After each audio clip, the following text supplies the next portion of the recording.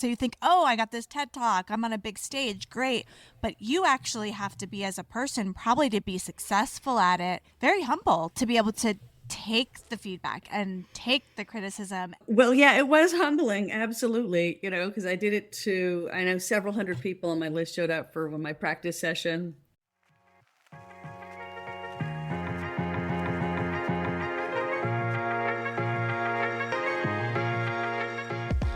Welcome to the Her First podcast, a platform to help online business owners, coaches, and creators gain the confidence needed to build a successful business while creating a sustainable lifestyle balance. We are here to help you prioritize yourself in business and life. I'm Joanna Newton.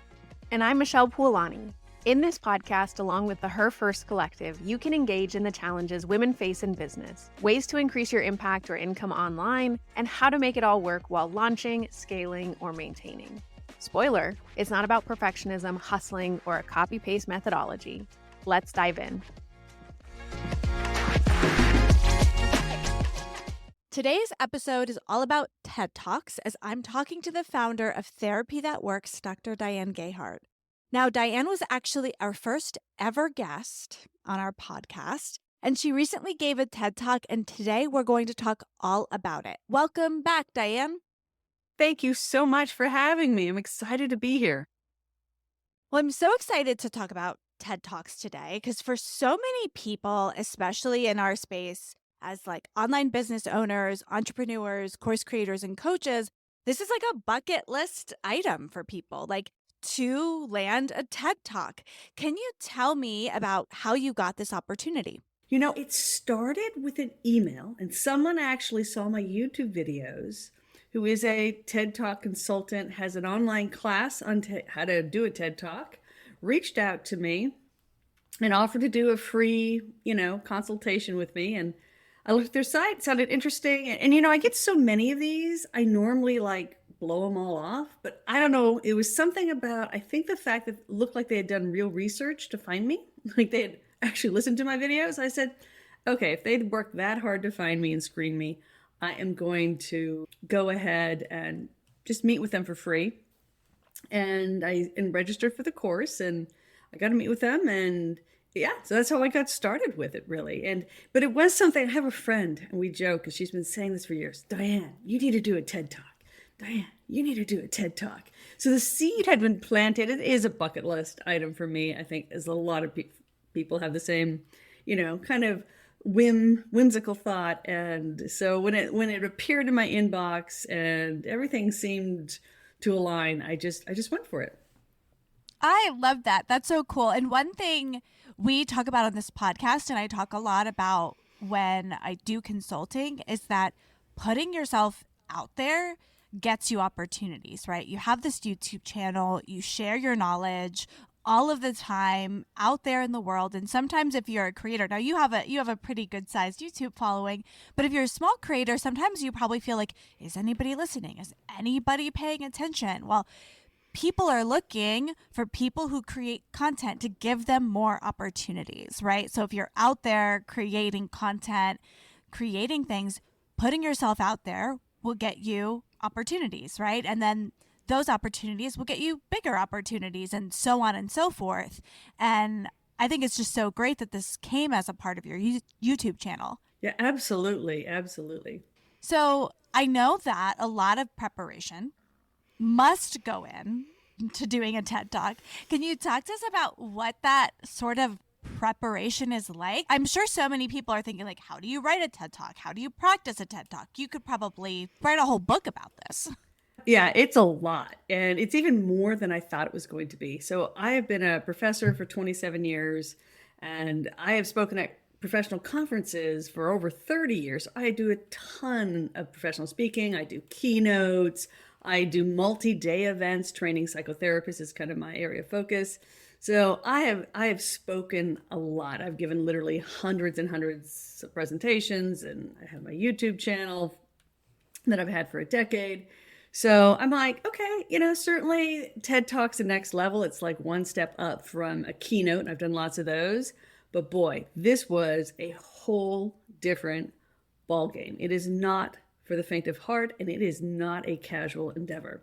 I'll start by saying normally with every other presentation I've ever done, I just write an abstract and then they look at it and then they decide, yeah, we want that. And then I get to put the talk together. With a TED Talk, it's pretty much reversed. I spent 6 months writing my TED Talk before I even thought about applying. And when I say writing my TED Talk, that includes the research, that includes the first draft. So the first draft with everything was, almost over 24 pages. And the final version was 4 pages. So you literally give it your all, and then you cut and refine, and every word is crafted. How many minutes is like your final talk? Well, it's funny. I had targeted it to be 13 minutes. And then right before I went on stage, like a week or two, I was doing all my final, getting feedback from my final kind of practice performances. Everyone said, slow it down, slow it down. I was talking too fast. So my final talk is about 16 minutes. So okay. I really slowed it down. But normally it has to be under 18. Nowadays, they want them to be 12 to 13. But it was funny when I was practicing, they're just like, slow it down. It's too much information, too fast. I can be a fast talker when I'm not nervous. When you are nervous, it tends to go a lot faster. So, it goes a lot faster when you're nervous. Yep. And you have to have your talk completely memorized, right? Was that yes. like a different, because you lecture, you probably have a PowerPoint, you have slides, you're chit-chatting, yeah. Like how different was it to prepare a completely memorized talk? Yeah, and it was totally different. And it was like giving a performance. It was like when I was a musician or a dancer, when I was in high school and college, you memorized all that stuff. I had to have slides. There are 2 slides that go with my talk that I think have a total of 12 words on them. And because it's not supposed to be a slide-based presentation, because eventually when it's on YouTube, the slides usually aren't there. They can't edit them in properly. So that was a huge endeavor. And I really was surprised at how much time it took. But I used 3 different methods to memorize, 3 or 4, depending on how you count it, to memorize the talk. And I practiced for at least an hour a day for 2 months.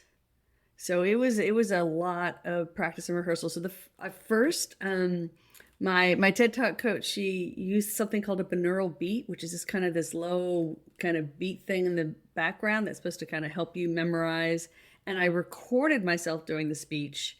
And this was the passive memorization where I would listen to this, right?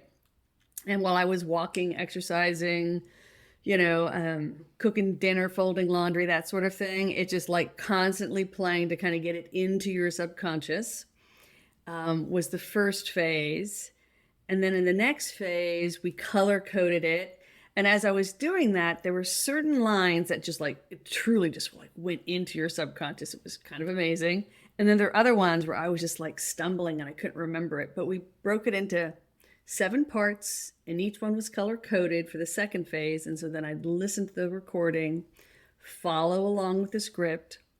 And then once that was pretty good, the last phase was, and I thought this sounded totally corny in the beginning. I didn't think it was going to work for me, but it was absolutely the best technique. And she called it a scenic memory. And I know some other people call it different types of memory, but literally for each of the 7 sections, I imagined being in a room in my house for one room per section. And then you find 3 to 4 objects in that room that you can attach to your talk. And so that if you get nervous and you lose your place, you sort of like, what room am I in? What objects are around here? And you can grab the object and then pick up with your speech, which I thought, I'll try it, right? But it really ended up being the most helpful. I had a lot of fun with it. There were certain lines that were really tough to remember. Like there was one paragraph that said, the key is to break down, every goal in the smallest little, step that you can do, even on your most difficult day. And then next I needed to talk about, eating baby carrots. And so I have like my kids do karate and they have practice boards. Or the broken, it's great. I have a board that I can break. And then I'm like, I just couldn't remember carrots. So I ended up going and taking a picture of the boards with some carrots on it to just remember break It's and then carrots. Carrots. Yeah, there's another one where I talk about exercising. Yeah. So, little by little, you're going to build on these micro habits and I talk about, you're going to be, soon you'll be finding yourself eating a whole kale salad after a long run with a circle of your best friends. And I couldn't remember that one either. So I just have a treadmill desk. So I just threw some spinach on it. I took a picture of the treadmill with spinach and that's that line. So I had a lot of fun kind of putting it all together. But that was really key in terms of the scenic memory really helped me remember things and you kind of move through the whole house in order. And that is what I relied the most heavily on and actually what I found the most helpful. That's amazing. As you were talking about having to memorize everything, it reminded me of my theater kid days because, I used to memorize lines and monologues and things like that, but I never spoke for 13 minutes straight. And what I love about that visualization technique reminds me of like what we did to memorize scenes, because we would use what our like counterpoint said in the scene to remember our next line. So rather than focus on like just memorizing your lines, you're memorizing your lines in relation to what the other people are saying. So like the other person's line, you like build an association to your line. So it's really honestly the same memorization technique, but when you're up there for 13 minutes by yourself, you don't have another person, so you're associating to objects you can easily memorize and picture, which is so fascinating. Yeah, it really worked great. There were also a few places where I ended up having certain movements. There were some of them where I had 3 points, it's like a list of 3 things. And so you'll see my hands go 1, 2, 3. And that's like how I memorize, those lines. Yeah, because putting together like a movement with a phrase, if I do this, I say this. If I do, not everyone is watching this podcast. Some people are seeing this, but I'm moving my hands in odd directions. Like you can use that body movement to connect to that memory. It's like using muscle memory, right? To memorize those words. Yeah, it was really fun. Awesome. Had a really great time doing that. Very cool. Now talk to me about the promotion of it all. I know you did some things like before, during, after. Like, how did you kind of get out into the world that you were doing the TED Talk? And were there like restrictions, things you couldn't do, you could do, stuff like that? So there were lots of restrictions even in announcing it. And so even though I was, I got accepted, I signed the contract. It was about 48 hours after signing the contract, I get an email. They're like, don't tell anyone you're doing a TED Talk. And I'm like, oops, I put it on, just sent it to 20,000 of my closest friends. So yeah, they were very restricted because they wanted to do the big reveal and they took a month to do their reveal. So I didn't get a whole lot of time beforehand, but I did. Once they did, so I started lining some things up. I mean, obviously I had stuff going on my, with my list and my people. So I did a live practice session with them. So I got feedback from everyone. And I think people really enjoyed giving me feedback. They're like, this is really kind of cool. So I got feedback from people that way. I also did a little mini YouTube series with just, some of the preparation stuff I was doing, which actually made it really fun for me too, because otherwise it's a pretty lonely thing kind of getting ready for your TED Talk. So it was a lot of fun, to do that.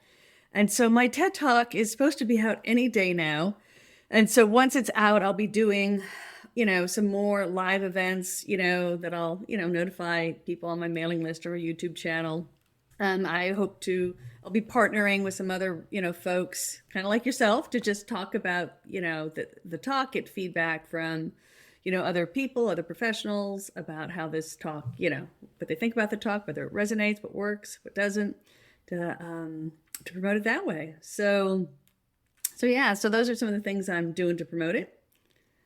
Awesome. I love that you brought up this idea of like getting feedback on your talk, because I think sometimes when we think about someone doing a TED Talk, we think like this person has arrived.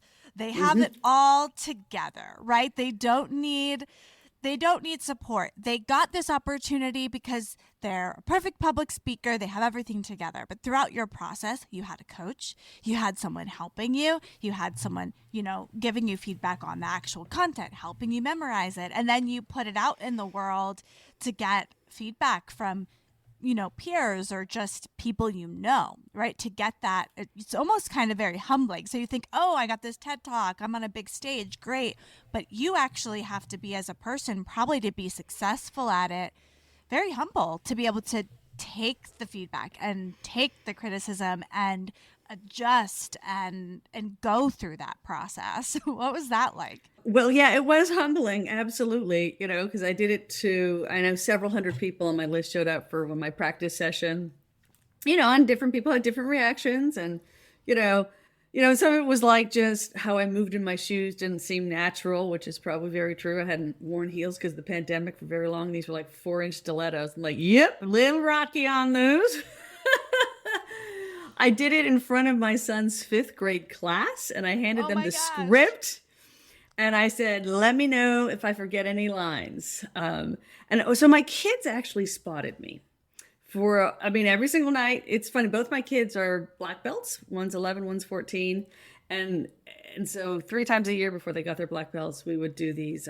They had to do testing. And for 1 or 2 months before each test, we would, every night after dinner, we spent an hour just practicing karate. And it's funny. We just picked up with that and we just reversed it. Instead of me, testing them, they were testing me. And it was funny. My one son had just gotten his black belt, my 11-year-old.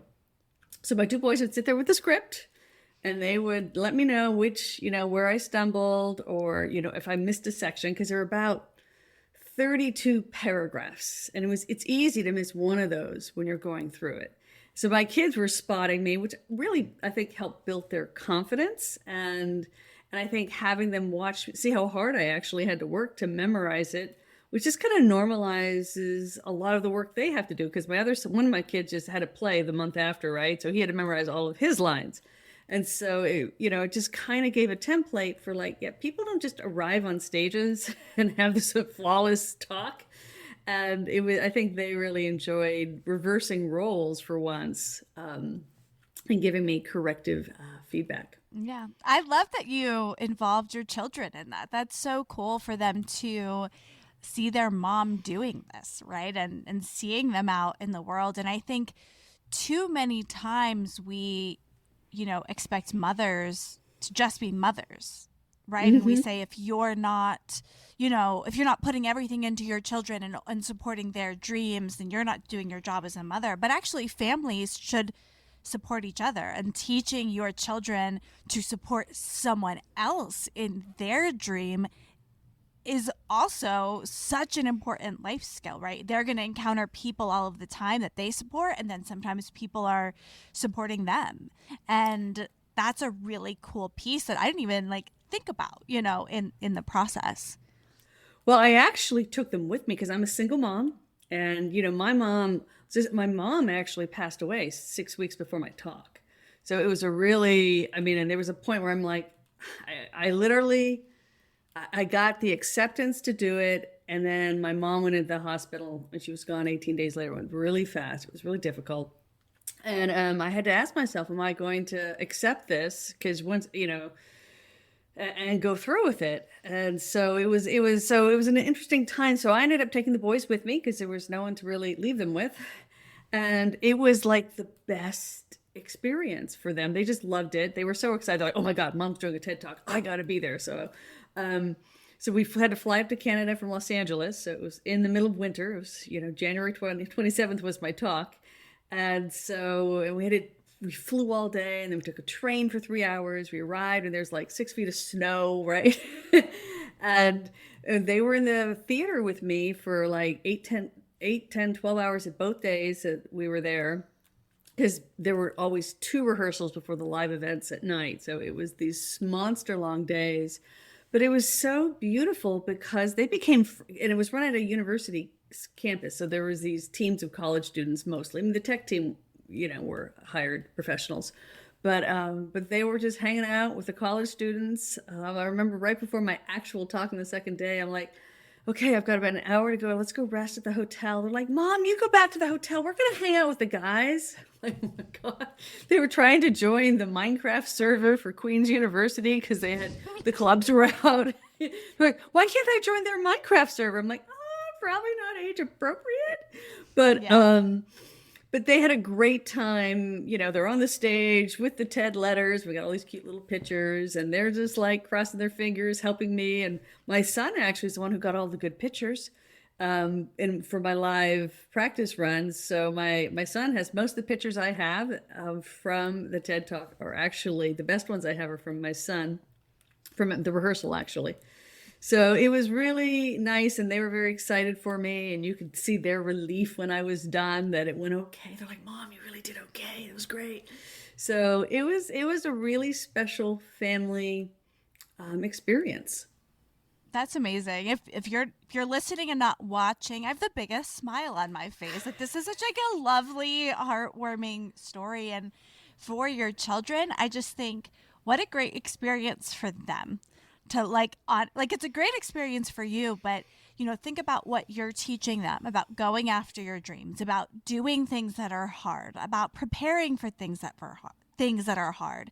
Then they also saw this whole production and what went into it, and just got to experience something that not everybody gets to experience, and it'll help them see a future for themselves that is they're able to dream big and think big and all of those things.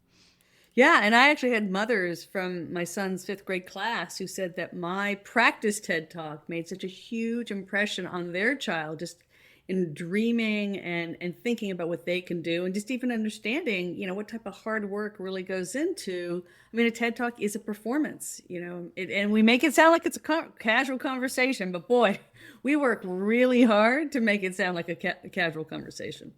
So I want to talk about you stepping out on stage, right? You've got your 4-inch heels. You've got that whole thing. You get out there. You've got to talk. It's the real thing. There's people in the audience. You're being recorded. All of that. What was that like?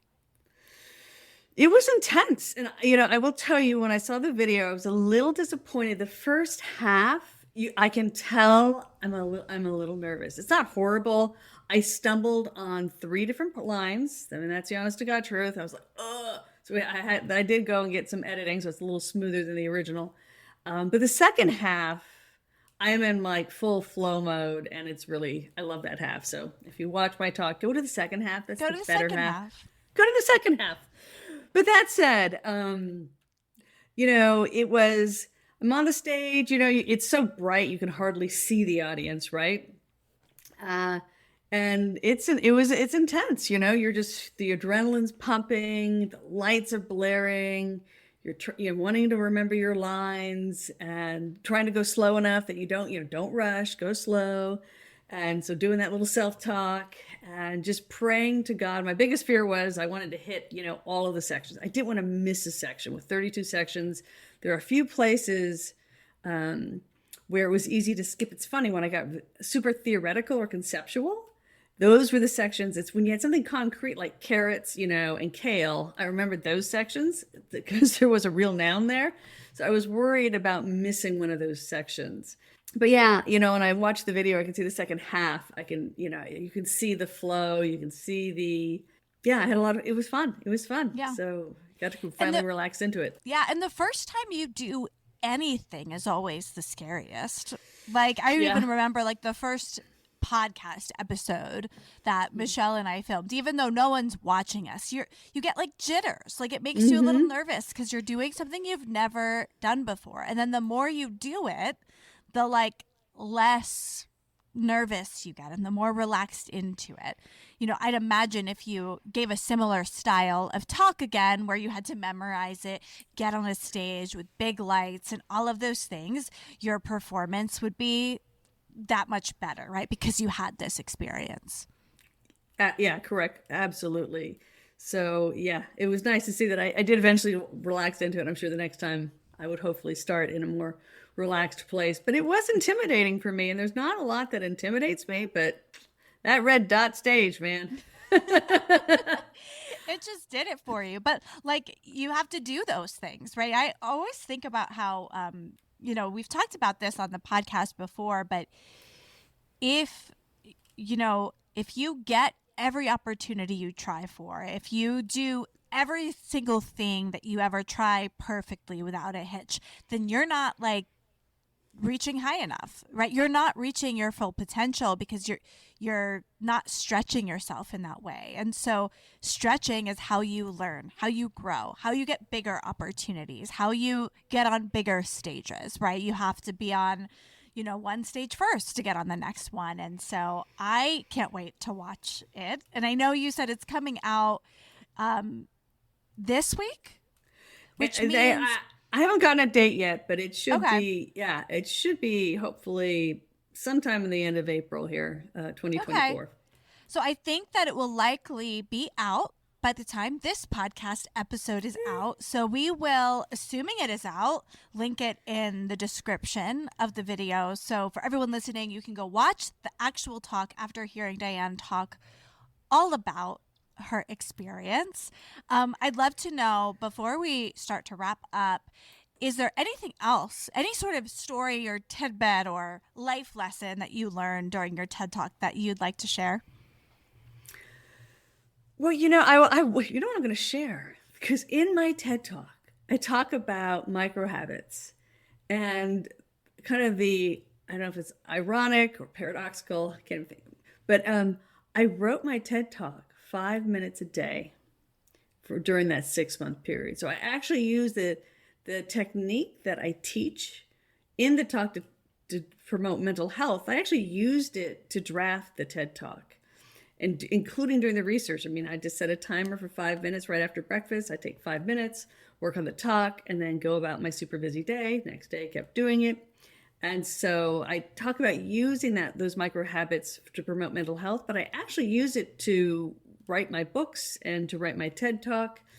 And the real key is when you're working on something professional, you're creating something, is that, you're like, what good is 5 minutes of work? Well, you get more than 5 minutes of work when you use the micro habits when you're creating something, because you spend 5 minutes, typing or writing or researching in the morning. But then when you do this every day, your mind is constantly percolating on it. And so when you read a news article, like, oh, that relates, and you chat with someone about it, or and so you get probably an hour's worth of work on it by the time you're done with your day, because it's always there in the back of your mind with every piece of information, every person you encounter, every free moment while you're washing dishes, right? You can go, your mind wanders back to it. So you end up doing a ton of work on it because you're doing 5 minutes a day on it.